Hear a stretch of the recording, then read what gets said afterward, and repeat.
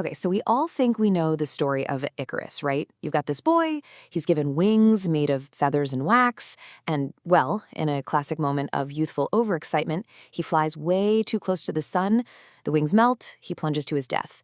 And for centuries, that's been it, the ultimate story about the dangers of aiming too high. But what if we've been looking at this story all wrong? What if his flight wasn't about being foolish, but about being incredibly brave? And get this, what if that spectacular, tragic fall was actually a triumph? Okay, so here's how we're going to break this down. First, we'll quickly go over that classic cautionary tale we all learned in school. Then, we're going to look at the gilded cage he was actually trying to break out of. After that, we'll see his flight in a new light, as a heroic ascent. And finally, we'll wrap up by looking at this idea of an ascendant failure. It's a fantastic concept. All right, let's kick things off with the version of the myth we all know. The one where Icarus is basically a poster child for the dangers of ambition. So the story goes like this, right? You've got the master inventor Daedalus and his son Icarus, and they're stuck on the island of Crete. To get out, Daedalus creates these incredible wings. But he gives his son one very specific rule: fly a middle course. Not too low, not too high. But Icarus, man, he gets up there and just feels this unalloyed joy. He gets carried away, soars upward, and, well, the sun melts the wax and he comes crashing down. And the big moral of the story, the one that's been drilled into us, all starts with this one word: hubris. It's that excessive pride, right? That dangerous overconfidence that tricks you into thinking you're invincible, that you can just ignore the rules and blow past your own limitations. Now, the ancient Greeks had a cure for hubris, and it was a concept called sophrosine. You can think of it as the wisdom of finding balance and moderation. It's all about that middle way, which is, of course, exactly what Daedalus told Icarus to do to stay safe. And this is such a perfect illustration of the two big dangers he was warning about. On the one hand, if you fly too low, the sea spray gets your wings all wet and heavy. That's like living a life of boring, stagnant complacency. But on the other hand, you fly too high, and bam, the sun melts the wax. That's reckless ambition. So according to Daedalus, the only safe place to be is smack dab in the middle. So for literally centuries, this has been the takeaway. It's been boiled down to these really clear, kind of conservative lessons. Don't get a big head, listen to your parents, and for goodness sake, always, always choose the safe and sensible path. But here's where the whole thing starts to fall apart a little. Let's talk about the guy giving the lesson, Daedalus. He's not exactly a shining example of wisdom and moderation, is he? I mean, this is the same guy who murdered his own nephew because he was jealous. And he's the one who defied nature itself by building the wings to begin with. He's a total hypocrite, telling his son to play by the rules when he broke them all the time.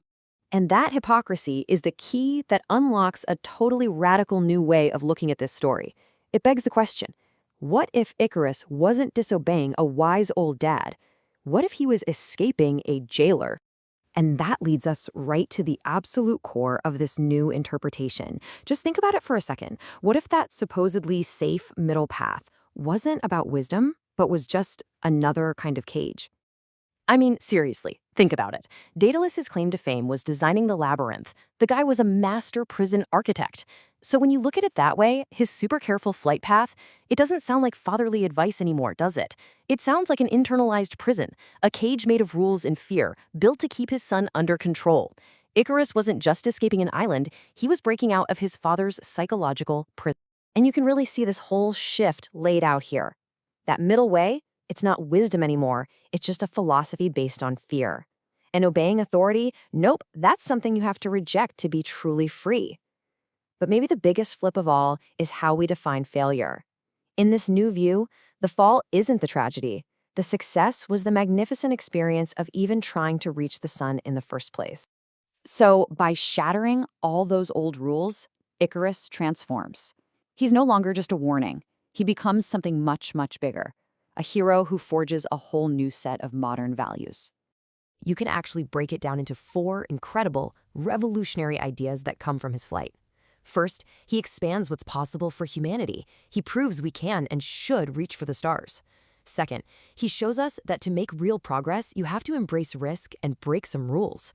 Third, it's all about self-actualization, choosing real, authentic joy over just existing safely.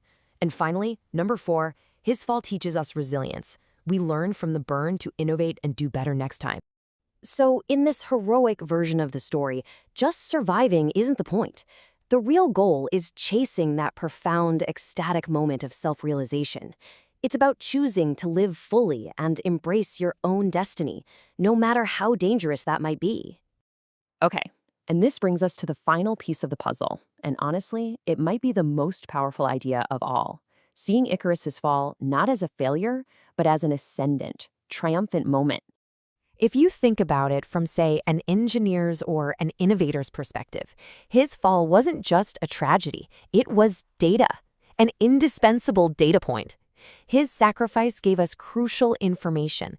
It established the precise thermal limits of his father's technology.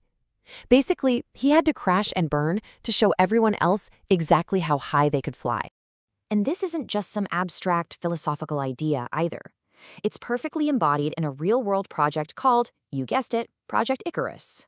It was an actual engineering study for sending an unmanned probe to another star system. And why did they name it that? Because the scientists and engineers understood a fundamental truth about pushing boundaries. When you're trying to go where no one has gone before, catastrophic failure isn't just a possibility, it's a necessary part of the process. You need that one hero who's willing to fly too close to the sun to find out where the edge is. So that's really the core lesson of the modern heroic Icarus. He stands for the courage to choose one magnificent, authentic experience over a long, cautious, and maybe even boring life. He teaches us that sometimes the quality of an experience matters so much more than its quantity. And in the end, that's the real power of his story today. The heroic Icarus doesn't give us any easy answers. Instead, he leaves us with this huge, timeless question that we all have to ask ourselves. In your own life, when is it right to follow the rules and play it safe, and when is it right to ignore the warnings and head straight for the sun?